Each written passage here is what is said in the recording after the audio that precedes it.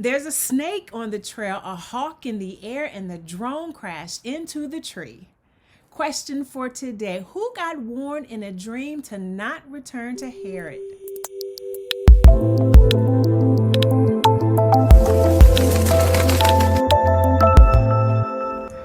As we continue our warm-up, let us pray.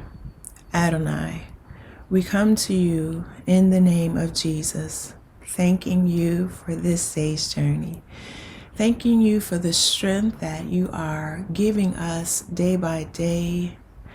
We thank you for your ability to teach us, touch our minds that we learn, touch our bodies that we go forth and do thy good and perfect will. Thank you for your love, for your peace, for your patience. Thank you for loving us. Thank you for keeping us. Thank you that you allow us to call you Adonai. Thank you for allowing us to be your friend. We love you, Lord. In Jesus' name we pray. Amen. Before we jump into Matthew chapter 2, remember to hit the like, subscribe, and notification button so you'll be notified about our next walking journey together. As for Matthew chapter 2, on a make it personal level, Matthew 2 is a reminder that God can provide you with signs and wonders that will show you how he's going to protect you, provide for you, preserve you, and keep you. He just might show you those signs and wonders through a dream. But one thing we must know is that you have to have a solid relationship with him, commune with him, study his word, pray continually, seek him first so that you understand the insight he is giving you. So if he says to you, go left, you go left. If he says stop, you stop. Now, as for verse number 1, which says, now after Jesus was born in Bethlehem of Judea in the days of Herod the king, behold, wise men from the east came to Jerusalem. And so one thing I want to point out here is that out of the 4 Gospels, Matthew, Mark, Luke, and John, Matthew is the only book that gives details about the journey of the Magi, the journey of the wise men. And so it doesn't discredit any of the other books. It's just what Matthew's focus on, because again, understand, if everyone wrote about everything, the Bible would be extremely large. It would be too large for us to physically carry, and would almost be overwhelming. As far as verse 2 saying, where is he who has been born King of the Jews? For we have seen his star in the east and have come to worship him. And so in this particular verse, what I want to point out is that oftentimes I come across individuals who get confused on where Jesus was born, meaning that they'll say Jesus was born in Jerusalem.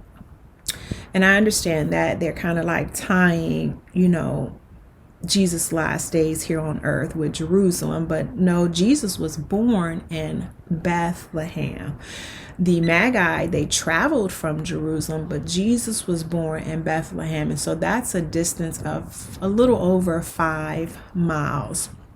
As for verse number 3, verse 3 says, when Herod the king heard this, he was troubled, and all Jerusalem with him. And so what I want us to see here is that here's this great king, and he is troubled about the news of a new king showing up on the scene.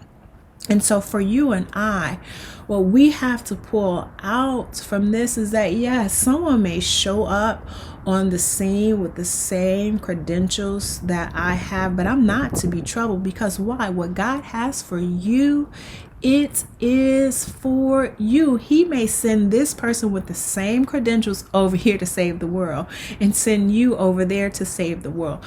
the bottom line is that whatever God has given you and has given someone else, we must look at it as an opportunity for God to get the glory and not be troubled. As for verse number 6, it says, "But you, Bethlehem, in the land of Judah, are not the least among the rulers of Judah. For out of you shall come a ruler who will shepherd my people, Israel." And so what I want to do is tie this back to the Old Testament. And the prophet that spoke that in the Old Testament is the prophet Micah, from Micah chapter 5, verse 2. Just a little additional knowledge. Micah is amongst the minor prophet sections in the Old Testament. So in the Old Testament, there are 5 sections. There is the law section. Then there's the history, there's the poetry, the major prophets, and the minor prophets. Understand that the major prophets were not greater than the minor prophets. They just wrote more than the minor prophets. So Micah is the one that said this particular prophecy, and he's found in the section known as the minor prophets. As for verse number 7, "Then Herod, when he had privily called the wise men, inquired of them diligently what time the star appeared." And, you would think he'd asking this for a little history, but no, Herod is trying to size up this new king, okay? Because if you say, okay, this star appeared 30 years ago. Okay, so this might be a grown man I'm dealing with. So I might have to bring out my whole army. If you say, this star appeared a few years ago, that's a little different on how I'm going to handle the situation. So this moves us to verse number 8. And verse number 8 says, "And he sent them to Bethlehem and said, Go and search diligently for the young child. And when ye have found him, bring me word again, that I may come and worship him also." So 2 things to pull from this. One, apparently the answer that they gave him in verse number 7 lets Herod know, okay, I'm dealing with a child. And the end of verse number 8, where it says that I may come and worship him also. This is where, if you don't have the spirit of discernment, you have to pray. It is important to ask the Lord for the spirit of discernment, because Herod was not concerned about worshiping our Lord and Savior, Jesus Christ. And so the spirit of discernment will take you from, he wants to come and worship the king, to saying, something is not right here. And so we must use the spirit of discernment to know when something is factual, when something is trying to trip us up. And yes, it is a gift from God. Verse number 12 gets us into our question of the day. And that question was, who was warned in a dream that they should not return to Herod? And so verse 12 says, "Then being divinely warned in a dream that they should not return to Herod, they departed for their own country another way." And so the they are speaking of here is the wise men. Understand here that yes, Herod was a great king, and in following a great king or having a great king over you, you follow the rules and the regulations, sometimes in fear that, the king may do this to me, the king may take this from me, the king may take this from my family. But when you are following the King of Kings, the Lord of Lords, you realize that God is greater. He's greater than your boss. He's greater than the government. He's greater than whatever is trying to be Lord over your life. And so Isaiah 4:10 tells us to fear not. Don't fear those things, okay?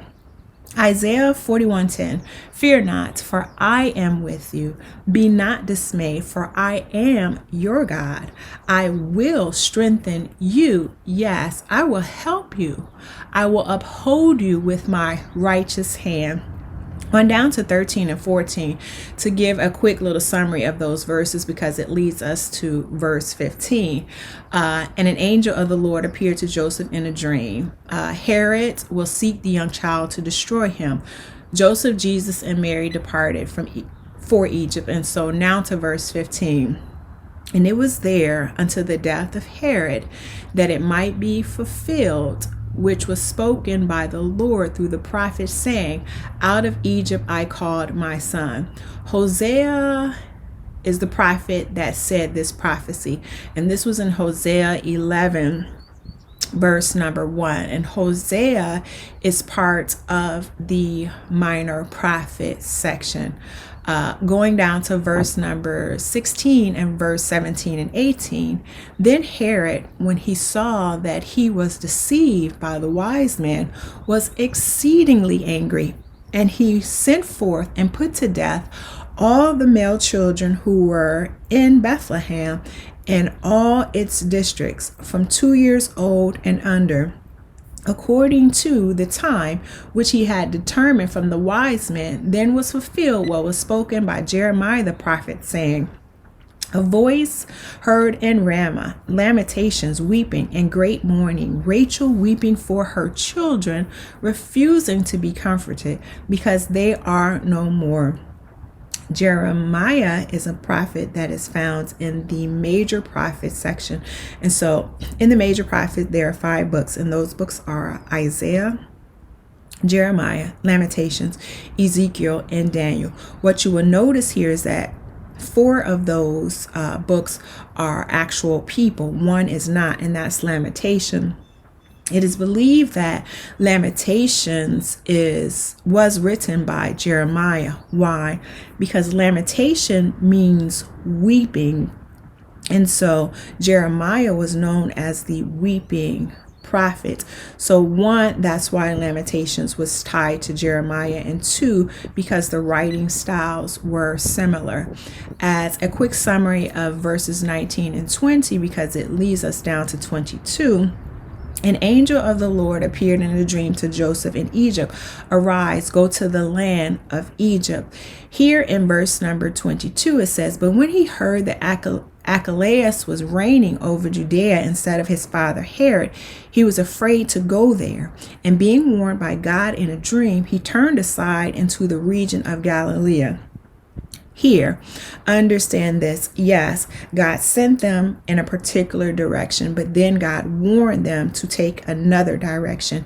And what this is saying to you and I is that expect to be rerouted. Yes, God has a plan for our lives. It's not, you may think, well, maybe God doesn't know, what he's doing. He told me to go this way. Now he's telling me to go this way. No, what God is telling you is to reroute.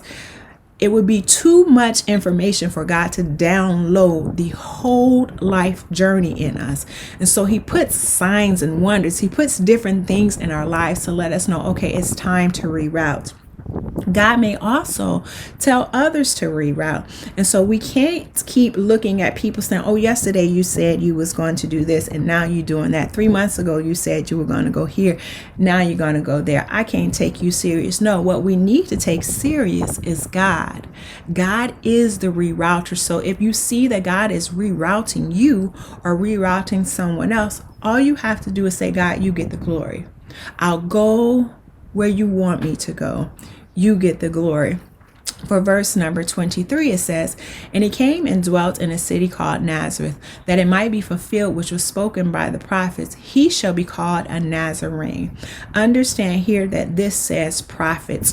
What you will not find is the exact words, he shall be called a Nazarene. You won't find that in the Old Testament. But what this is an ideal of how people looked at the Nazarenes. They didn't give them great descriptions.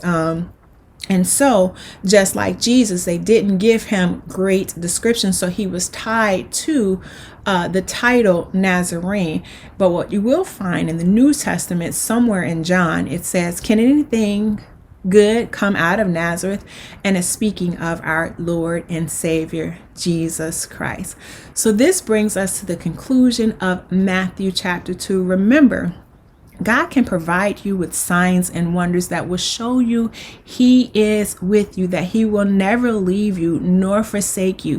What you and I must remember is to do our part. Pray without ceasing. Seek Him first, His righteousness, hearken to His voice. And when God says go, we must go. The questions for today, question number 1, and these questions will be found in the description section below. Was Jesus born in Bethlehem or Jerusalem? Question number 2, in verse 15, who was the prophet that said, out of Egypt I called my son? And question number 3, what does lamentation mean? Feel free to leave your answers in the comment section below. It has been great having you walk with me through Matthew chapter 2. Go forth and have a ball. Again, the questions will be in the descriptions below. See you on our next walk together. Remember, so that you will be amongst the first to know when the next Walk With Me episode has been made available to you, hit the notification button. As for now, beloved, let us love one another, for love is of God, and everyone who loves is born of God and knows God.